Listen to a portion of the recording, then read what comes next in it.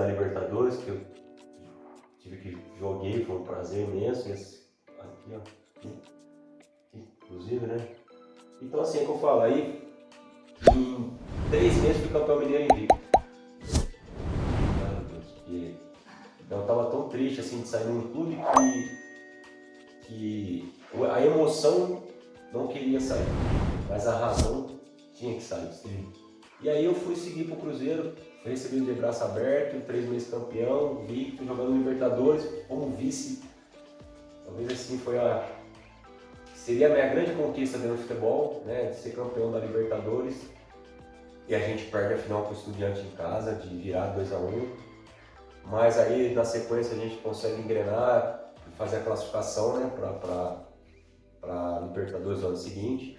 Mas foi um ano bom, né, um ano de campeão mineiro, e mais uma goleada, né, que eu falo assim, em 2005 a gente deu uma goleada na Ponte de 5-0. Em 2009, goleada no Atlético Mineiro de 5-0.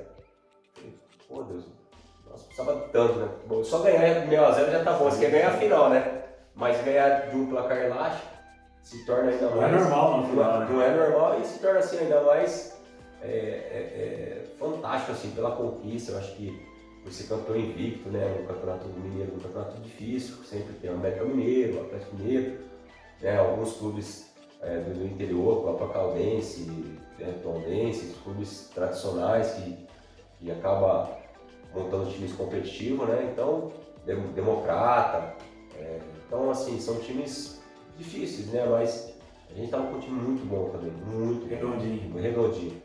E aí acaba o ano, 2009, aí parece o Vasco da Gama. Aí o Vasco eu vou lá, fico no Carioca e Copa do Brasil. E aí eu acho que talvez seria o meu grande sonho, assim, ser realizado mais um sonho dentro do futebol, que é jogar no Campeonato Italiano. E aí eu falo... Marcou quase ninguém lá de qualidade, né? Pô, e assim... não, e assim, por ter passaporte italiano, talvez facilitou de eu ir. Mas sempre lá atrás, meu avô falava assim, você tem que jogar no Caute italiano, porque era aquela coisa de parecer na Bandeirantes, campeonato italiano, de domingo, né? Era como você assistia a Fórmula 1 na Globo de domingo. Era tradição, né? Tradição, exatamente. Caute italiano, futebol, então aquele romantismo, aquela coisa toda. Daqui a pouco eu me deparo e falo, puta, né, cara? Nossa. Mas nisso que eu falei assim, até agora eu tô falando coisas boas, né? Mas em 2009, eu tive uma lesão muito séria no joelho. Que aí eu estava para ir para a Itália, para ser vendido, acabo machucando o meu joelho. E aí posterga aquele sonho de jogar no Caute italiano, tudo. E aí vem o ano seguinte. Vou para uma equipe média, que é a equipe do Lecce, que acaba me recebendo com o braço muito aberto, assim, né, que carinho. Aquela mesmo tempo, aquela cobrança. O treinador primeiro dia, pô, seja bem-vindo, mas ó, tem que falar o idioma. Nossa, legal, né? E vou aprender, enfim.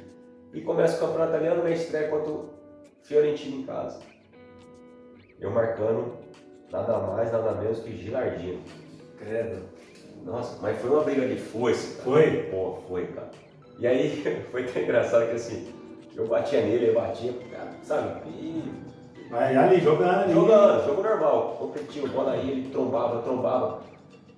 E aí no outro dia eu pego o jornal, né? Como você tem um tempo... Lá na Europa você tem um tempo mais tranquilo, você viver mais com a família, tudo, né? Aí eu treinei de manhã, na segunda, tarde eu falei, vou lá na cafeteria tomar um café, assim, e tal, né, com a esposa.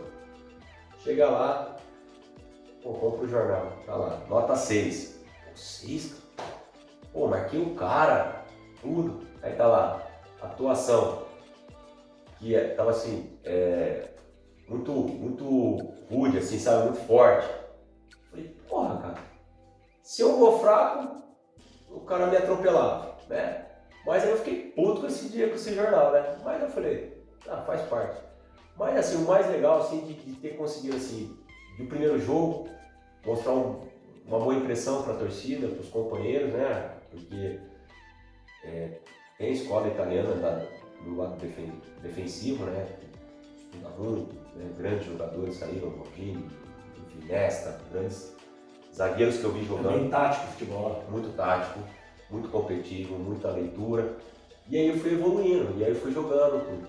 Mas talvez o meu grande momento assim, no caos italiano foi entre o final do ano e o começo de janeiro, né? E aí eu peguei uma sequência muito dura, né, que foi na época Napoli de Cavani, depois Milan de Ibra, Pato, Robinho e Seedorf. E depois Inter de Milão com Milito, Eto'o e Coutinho. Pô, Cambiasso, Zanetti. A tendência no mínimo aí de 9 pontos, né? 3 jogos, 9 pontos, fazer empatar os 3. Já seria o marco, o melhor do mundo. Pelo contrário, a gente acaba fazendo 5 pontos, né? Empata com o Milan em casa 1-1, empata com o Inter de Milão 1-1 e ganha do Napoli em casa de 2-1 de virada. E o Cavani, inclusive, já tinha amarelo, faz uma falta por detrás de mim e acaba sendo expulso do jogo. Acaba facilitando um pouco a nossa logística dentro do jogo. Então eu falo, pô, tem coisa melhor, jogar com grandes jogadores. Tem aquela aprovação de você falar, pô, enfrentar os melhores, enfrentar as melhores equipes e ter o êxito, né? Não só eu, mas coletivamente falando. Pô, pra mim foi um marco assim de gente aqui do Brasil, pô, os caras viram você hoje na SPN jogando, puta que legal aqui no Brasil, pô, que legal, parabéns e tal. Então isso foi gratificante, né, de jogar um ano, uma temporada muito boa assim na Itália pra mim. Foi de aprendizado, de aprender outro idioma, né, de falar italiano, de vivenciar outra cultura, sabe, vivenciar, de aprender. Eu fui um cara muito curioso, assim, de querer aprender, de querer saber o que está acontecendo, como que era isso. Então, para mim, assim, foi realmente marcante, assim, sabe? Eu falei assim, pô, realmente valeu a pena tudo que Deus me capacitou, me proporcionou para vivenciar isso, né? E eu fui aproveitando as oportunidades, né, de estar vivenciando isso. Aí tem um retorno para o Brasil, né? Aí vem o retorno, queria muito continuar na Itália, tinha mais para ficar mais 2 anos, né? A Itália, o Lecce queria que eu ficasse mais 2 anos, só que como eu era da Trafic, o direito federativo era da Trafic, a Trafic só me queria ficar lá se eles comprassem. E a Itália não queria comprar, né? Pela crise econômica que estava vencendo o país, o mundo, e acabo voltando para o Botafogo com o Caio Júnior, né? Aí eu acabo indo com o Caio Júnior e acabo ficando. Pô, para mim foi bom também, né? Brigamos até as últimas rodadas aí, praticamente pelas primeiras colocações, acabo ficando em quarto, quinto. E aí do Botafogo acabo indo para a Portuguesa, né? Em 2012, Portuguesa, o Campeonato Brasileiro difícil, né? Portuguesa lutando para não cair. A gente consegue o êxito, né? O objetivo do clube, que foi o ano que não conseguiu cair. Aí o ano seguinte vai criando toda a confusão, que a Portuguesa cai, vai cair nos anos seguintes, que cada ano numa divisão diferente, né? Enfim, aí 2013, aí vou para a China, né? China joga um Tindal de novo, uma outra cultura, uma outra vivência. Totalmente diferente de tudo que você tinha vivido. Tudo, porque as dificuldades você encontra assim, né? Você fala, pô, no começo tudo novo, né? É como você tá, eu sempre falo, quando você vai morar fora, o primeiro mês parece que você tá viajando. Pô, tô um mês de viagem, né? Pô, tô de férias, tô viajando. Só que o segundo já, aquilo que você achava bonito já não começa a ficar mais bonito. E aí o terceiro mês que eu falo que é o ano da aprovação mesmo. E aí o ano que você fala, ou fico ou não fico. E o terceiro mês você fala, pô, tô morando aqui. A minha realidade é aqui. Uma rotina, né? Exatamente. E aí a rotina do dia a dia, de treino, de cobrança, de resultados, né? Eu fiquei na China, eu fiquei 2 meses de pré-temporada. Aí começa o mês praticamente aí de campeonato. Então janeiro, fevereiro pré-temporada, março começa o campeonato. E aí, vai.